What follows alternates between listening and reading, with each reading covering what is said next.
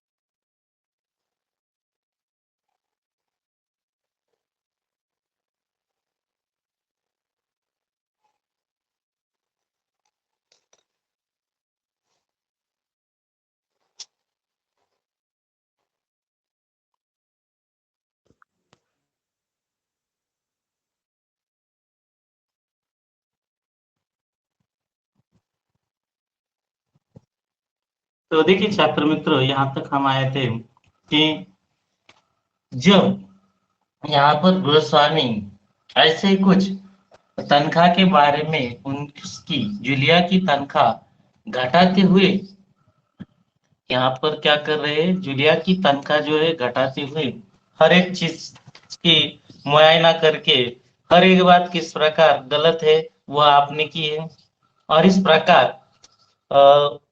इसी प्रकार पैसे घटाते घटाते 11 रूबल रह जाते हैं, और वह देते हुए तो यह संभाल लो, गिन लो, ठीक है कि नहीं। तो जूलिया कांपते हाथों से रूबल लेती है, कांपते ही स्वर में, जी धन्यवाद। देखिए यहाँ पर इस प्रकार यह गुरु स्वामी जी ने जूलिया से किया हुआ क्रूर मजाक है, और ऐसा मजाक करते हुए भी जूलिया गुरु स्वामी जी को धन्यवाद दे रही है। इसके पहले तो जूलिया जहां काम करती थी वहां पर लोगों ने उन्हें उस जूलिया को कुछ भी नहीं दिया, लेकिन यहाँ पर गोस्वामी जी कुछ न कुछ दे रहे हो, इसलिए धन्यवाद दे रही है। गोस्वामी अपना गुस्सा नहीं संभाल पाता, ऊंचे स्वर में लगभग चिल्लाते हुए। अब यहाँ पर गोस्वामी जी को गुस्सा आता है क्योंकि जूलिया इस प्रकार तनख्वाह में से गलत तरीके से पैसे काट लिए और घटा दिए गए हैं, फिर भी जूलिया धन्यवाद कर रही है। इस बात पर गोस्वामी जी को गुस्सा आ जाता है, क्रोधित हो जाते हैं। तुम मुझे धन्यवाद दे रही हो जूलिया, जबकि तुम अच्छी तरह जानती हो कि मैंने तुम्हें ठग लिया है। ठग लेना यानी धोखा देना। तो यहाँ पर जूलिया, तुम अच्छी तरह जानती हो कि मैंने आपको धोखा दिया है, तुम्हें धोखा दिया है, तुम्हारे पैसे हड़प लिए हैं। यानी यहाँ पर पैसे तुम्हारे हड़प लिए, हड़प लेना यानी गायब करना या चुरा लेना, और तुम इसके बावजूद मुझे धन्यवाद दे रही हो। गुस्से में आवाज कांपने लगती, और इस प्रकार गुस्से में आवाज कांपते हुए गोस्वामी जी बोलते हैं, जूलिया, जी हाँ मालिक। फिर भी क्या कर रही है जूलिया? जी हाँ मालिक कहती है। गोस्वामी गुस्से से तुतलाने लगता है। यहाँ पर जी हाँ मालिक, जी हाँ मालिक, जी हाँ मालिक, क्यों क्यों जी हाँ मालिक। यहाँ पर गोस्वामी इस प्रकार तुतलाते हुए बोलते हैं कि जी हाँ मालिक, जी हाँ मालिक, क्यों इस प्रकार क्यों।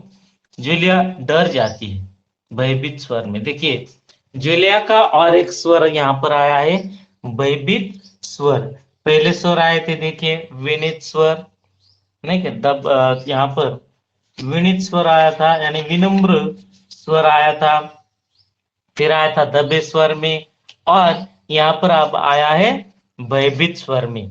इस प्रकार अगर जूलिया के यहाँ पर या इस प्रकार का अगर प्रश्न आ जाता है कि जूलिया के स्वर बताइए, तो यहाँ पर हमें इस प्रकार कृतियों में स्वर लिखने हैं। तो यहाँ पर डर जाती है जूलिया भयभीत स्वर में, क्योंकि इसके पहले मैंने जहां जहां काम किया उन लोगों ने तो मुझे एक पैसा तक नहीं दिया। आप कुछ तो दे रहे हैं, यानी आप कुछ ना कुछ दे रहे हैं।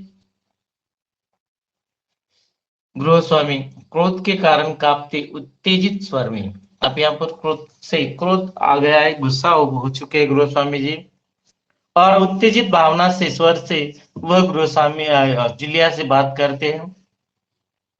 उन लोगों ने तो तुम्हें एक पैसा तक नहीं दिया जूलिया। मुझे ये बात जानकर जरा भी आश्चर्य नहीं हो रहा है। यानी यहाँ पर उन लोगों ने कुछ भी पैसे नहीं दिए, इस बात के लिए मेरे को जो आश्चर्य नहीं है। क्यों नहीं है? क्योंकि गृह स्वामी जी जूलिया के स्वभाव से परिचित हो चुके हैं। स्वर धीमा कर, अब थोड़ा सा स्वर धीमा करते, आवाज नीची करके जूलिया से बातें करते गृह स्वामी जी। जूलिया, मुझे इस बात के लिए माफ कर देना कि मैंने तुम्हारे साथ एक छोटा सा क्रूर मजाक किया। देखिए, एक मजाक ही किया था, पैसे घटाने का, डायरी में यूं ही लिखने का। हालांकि डायरी में कुछ लिखा हुआ नहीं होता है, पर मैं तुम्हें सबक सिखाना चाहता था। सबक यहाँ पर सिखाना चाहते थे। तो जूलिया, मैं तुम्हारा एक पैसा नहीं मारूंगा, यानी तुम्हारे यहाँ तनख्वाह में से 1 रुपया नहीं काटूंगा। जेब से निकाल कर, अब जेब से पैसे निकाल, ये तुम्हारी 80 रुपल, यानी 2 महीने के 40 रुपल से जो बनते हैं, 2 महीने के 80 रुपल, 80 रुपल जूलिया को निकाल कर देते हैं।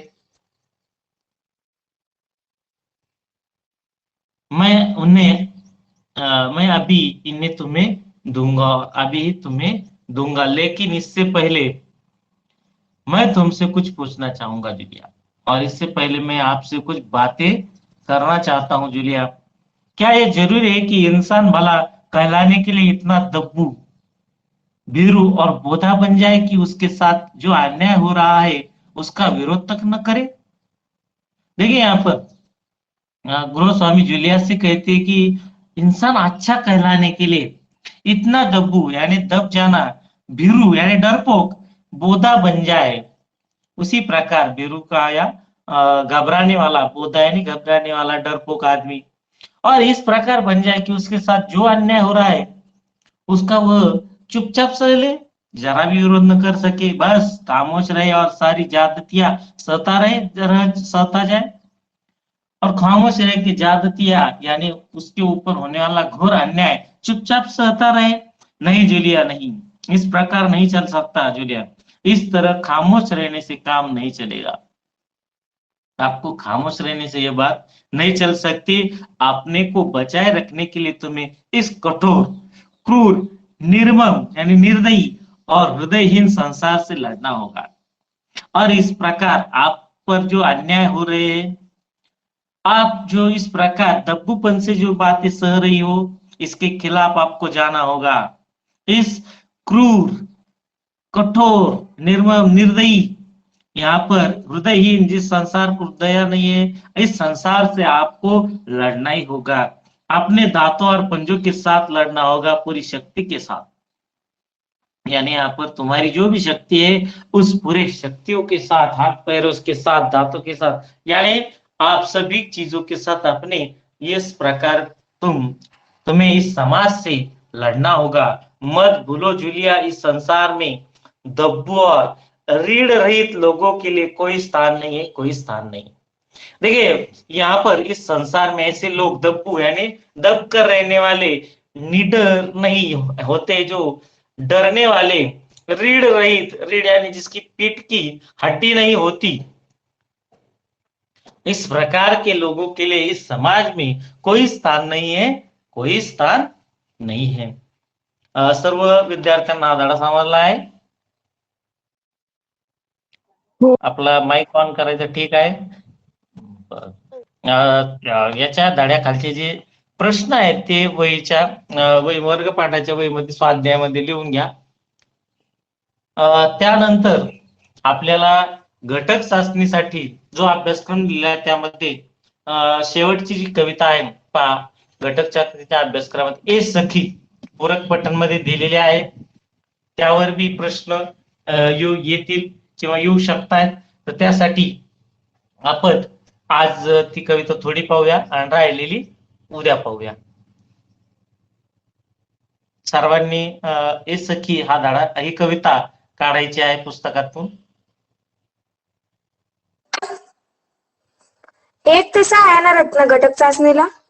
हो होय येणार आहेत. त्यानुसार आपण काय करा,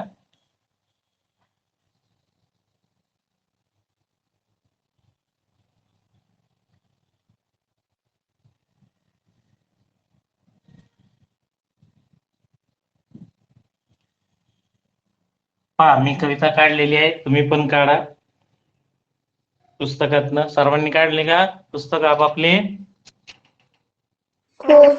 हो. ठीक है. तो देखिए ये सखी पूरक पठन के तहत आमिर खुसरो जिसके कवि है, देखिए यहाँ पर यह जो कविता है हमें पूरक पठन के तहत दी गई है और यह मुखरियों की तरह है. मुखरिया यानी यह एक लोक प्रचलित पहेलियों का ही प्रकार है. पहेलियां बुझाओ, इस प्रकार का सवाल आपने सुना होगा पहले, कभी सुना है? जिसका अर्थ होता है, देखिए पहेलिया यानी मराठी में जिसे कहते कोड सोडविणे. आपण या ठिकाणी अशा पद्धतीने कोड सोडवण्याचे खेळ खेळत असतो की नाही?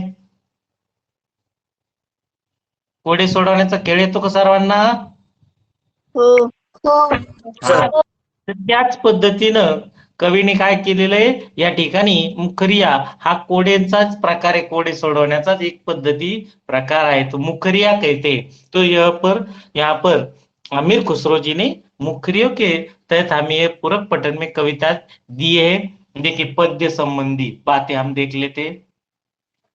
मुखरिया यह लोक प्रचलित पहेलियों का ही एक रूप है जिसका लक्ष्य मनोरंजन के साथ साथ बुद्धि चातुर्य की परीक्षा लेना होता है. यानी यहाँ पर एक मनोरंजन खेल खेला जाता है, उससे हमारी जो बुद्धि है उसे चालना मिलती है. आमिर खुसरो ने इन मुखरियों के माध्यम से अपनी विशेष शैली में पहेलियां एवं उनके उत्तर दिए और इस प्रकार पहेलियां बुझाने के लिए यहाँ पर ए सखी यह कविता दी गई जिसमें अनेक पहेलियां बुझाई गई इन मुखरियों में. तो उसके जवाब आपको ढूंढने हैं. परिचय दिया गया है. देखिए आमिर खुसरो जी का जन्म 1253 पटियाला एटा उत्तर प्रदेश में हुआ था तथा उनकी मृत्यु 1325. परिचय बताया गया है उनका. अबुल हसन यमीनुद्दीन खुसरो जन साधारण में आमिर खुसरो के नाम से प्रसिद्ध है. वे पहले व्यक्ति थे जिन्होंने हिंदी, हिंदवी और फारसी में एक साथ लिखा. आमिर खुसरो अपनी पहेलियों और मुखरियों के लिए जाने जाते हैं. देखिए पहेलियां बुझाने तथा मुखरियों के लिए ही आमिर खुसरो ज्यादा जाने जाते हैं.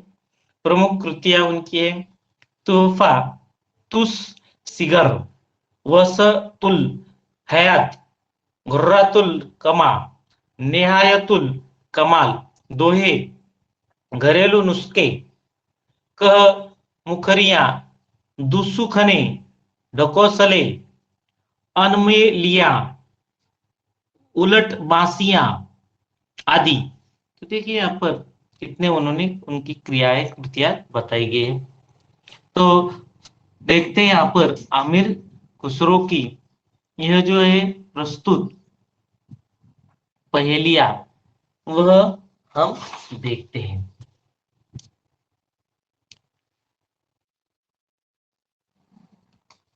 देखिए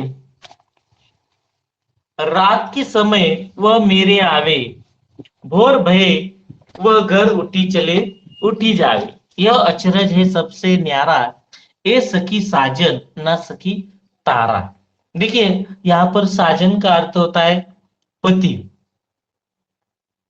साजन का अर्थ क्या होता है? पति। तो देखिए, रात के समय वह मेरे आवे, यहां पर नायिका कहती है कि रात के समय वह मेरे पास आता है। भोर भये वह घर उठी जावे, भोर याने सुबह, तडके तडके, सकाळी तांबडं फुटतं म्हणतात का नाही आपण? आहे का सगळ्यांना माहिती? हो. हो. हाँ, तो देखिए भोर यानी सुबह होना, सुबह तड़के तड़के वह घर उठी जाए।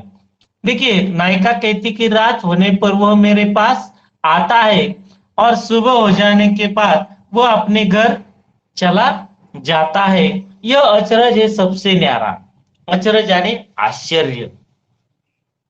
तो यहाँ पर यह आश्चर्य न्यारा है। तो सभी सभी सखी उनसे पूछती नायिका से, क्या तुम्हारे वे साजन है यानी पति है जो रात के समय आपके पास आते और सुबह चले जाते हैं? तो यहाँ पर नायिका जवाब देती, ना सखी, तारा। तो यहाँ पर वह साजन पति नहीं है मेरे, तो वह क्या है? तारा है। देखिए, रात के समय आकाश में क्या हो जाते हैं? तारे आ जाते हैं, और सुबह होने पर वह तारे दिखाई देते हैं क्या? भोर होने पर वह चले जाते हैं। सही है ना? सगळ्या समजतंय? हो. हाँ, तो देखिए इस प्रकार हो सर. नायिका कहती है कि अपनी सखियों से कहती है कि रात के समय वो मेरे पास आता है और सुबह होने पर उठकर वो अपने घर चला जाता है। यह सबसे अलग ढंग का आश्चर्य है। उसकी सखी पूछती है कि क्या वह साजन उसका पति है? तो नायिका जवाब देती है, नहीं सखी, वह तारा है। अब अगले मुखरिया देखते हैं। वह आवे तब शादी होए, उस दिन दूजा और न कोई, मीठे लागे वाके बोल, ए सखी साजन ना सखी ढोल। देखिए, वह आवे तब शादी होए। अब शादी तो सभी जानते हैं, शादी ब्याह। वह आवे, नायिका कहती कि उसके आने पर ही शादी होती। उस दिन दूजा और न कोई, उसके सिवा यहाँ पर दूसरा कोई भाता नहीं है। मीठे लागे वाके बोल, उसके बोल हमें मीठे लगते हैं। तो यहाँ पर सखी कहती कि क्या वह तुम्हारे साजन या पति है? ना सखी ढोल, यानी यहाँ पर सभी जो मुखरिया का अर्थ इस प्रकार प्रतीत होता है कि उसका उत्तर इस प्रकार आता है कि पति, लेकिन वह अलग अलग होते हैं, इसीलिए इन्हें मुखरिया या क्या कहते हैं, पहेलिया कहते हैं। तो देखिए यहाँ पर इस होने लगता है नायिका की सखियों को कि साजन है पति है, ना सकी ढोल। तो देखिए, शादी ब्याह में ढोली बजते हैं तथा उसकी आवाज सबको क्या लगती है? सुहावनी लगती है, मीठी लगती है। तो नायिका कहती है कि उसके आने पर ही शादी होती है। उस दिन किसी अन्य की कोई पूछताछ नहीं होती। उसके स्वर बहुत मीठे लगते हैं। नायिका की सखी उससे पूछते हैं कि क्या वह साजन है? नायिका जवाब देती है, नहीं सखी, वह क्या है? ढोल है। आगे बढ़ते अगली मुखरियों की तरफ। जब मांगू तब जल भरी लावे, मेरे मन की तपन बुझावे, मन बाका भारी तन का छोटा, ए सखी साजन ना सखी लोटा। देखिए, यहाँ पर नायिका कहती है कि मैं जब मांगती हूं तब वह जल भर के यानी पानी भरकर लाता है और मेरे मन की तपन बुझावे यानी मेरे मन की प्यास वह बुझाता है। मन का भारी यानी वह मन का कैसे है? मन से भारी है। तन का छोटा, और तन यानी उसका शरीर, और वह आकार से छोटा है। फिर नायिका से क्या कहती, क्या वह तुम जवाब में, तो क्या वह तुम्हारे पति है, साजन है? तब नायिका जवाब देती, ना सकी, वह क्या है? लोटा है। देखिए, लोटा शरीर से कैसा होता है? छोटा होता है, और वह पानी लाकर देता है और पानी से हमारी प्यास बुझ जाती है। बात समझ में आती सभी को? हो सर. हो, छानपैकी समजतंय ना सर्व विद्यार्थ्यांना? हो सर. हो. हा, ठीक आहे. सर. हो. ठीक है, ठीक है। ओके, तो नायिका कहती है कि उसके आने पर शादी होती है। नहीं नहीं, एक मिनट। नायिका कहती है कि जब मैं उससे मांगती हूँ तो वह पानी भर लाता है। वह मेरे मन की प्यास या गर्मी बुझा देता है। उसका दिल बहुत बड़ा है पर उसका शरीर बहुत छोटा है। उसकी सखी पूछती है कि यह सखी तुम्हारे पति है, साजन है? तो इस प्रकार नायिका जवाब देती कि ना सखी, वह तो लोटा है। अगली मुखरिया देखते हैं। बेर बेर सोतही जगावे, ना जागू तो काट खावे। व्याकुल हुई मैं हक्की बक्की, ए सखी साजन ना सकी मक्खी। तो देखिए, बेर बेर का अर्थ होता है बार बार। सोवत ही यानी सोते ही, जगावे यानी जगाता है।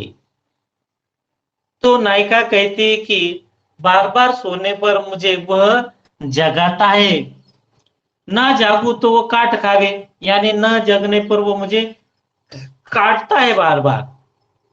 व्याकुल हुई, बेचैन हो गई मैं हक्की बक्की, यानी यहाँ पर आश्चर्यचकित हो गई और मैं यहाँ पर व्याकुल हो जाती हूँ इस प्रकार। तब उनकी सखिया नायिका से पूछती है क्या तुम्हारे पति ये साजन है? तो उसका उत्तर क्या है, बताइए आप, बताइए। मक्खी. हाँ, देखिए मैं. मक्खी। रात को हम जब सोते हैं तो सोने पर जो मक्खियां होती है हमारे शरीर पर बैठती है और काट खाती है, इसलिए हम बेचैन हो जाते हैं। उसी प्रकार यहाँ पर यह नायिका क्या हो गई है, इस मक्खी से काट खाने से व्याकुल हो गई है, बेचैन हो गई है और इसकी वजह से उसे नींद नहीं आ रही है। और इस प्रकार उनकी सखियों से जवाब देती है कि पति नहीं तो वह मक्खी है। अब आगे की तरफ बढ़ते हैं। अति सुरंग है रंग रंगीलो, हे गुणवंत बहुत चटकीलो। राम भजन बिन कभी न सोता, क्यों सकी साजन ना सकी तोता। देखिए, चटकीलो यानी चमकदार। देखिए, यहाँ पर अति सुरंग है रंग रंगीलो, यानी नायिका कहती कि उसका रंग बहुत ही सुंदर और वह रंग रंगीला है, यानी उस रंग बिरंगे अच्छे रंगों से वह सुंदर दिखाई देता है। वह बहुत गुणी और गाढ़े चमकदार रंग वाला है, यानी गुणवंत, यानी वह गुणी है। और चटकीला यानी चमकदार, यानी वह बहुत ही गुणी और यहाँ पर चमकदार रंग वाला है। राम भजन बिन कभी न सोता, वह बिना राम राम कहे कभी नहीं सोता है। तो उसकी सखी उसे पूछती है कि सखी क्या वे साजन है, तुम्हारे पति है?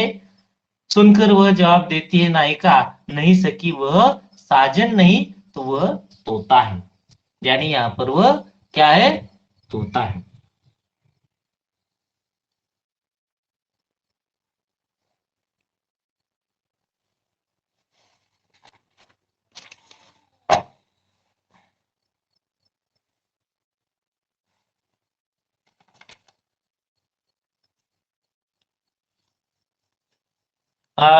देखिए, प्रश्न पूछता हूं, लोटा कैसा होता है, बताइए।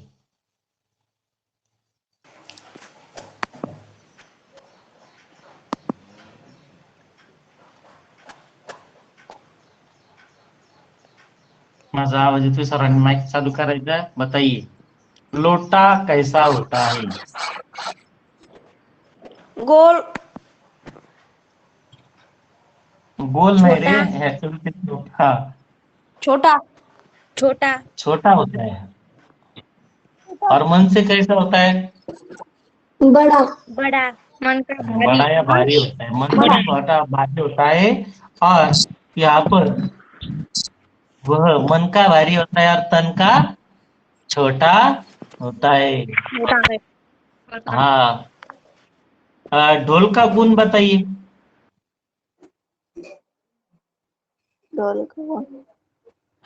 वो जब आता है तब शादी होती है। हाँ, उसके बोल कैसे होते हैं?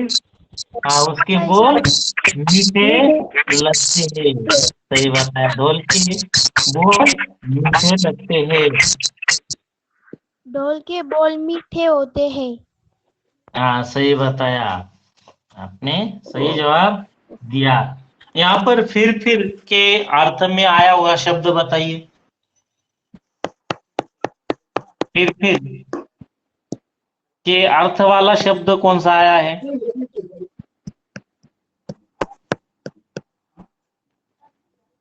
बार बार या फिर के अर्थ में आया हुआ शब्द बताइए। ऐसे साजन। नाही.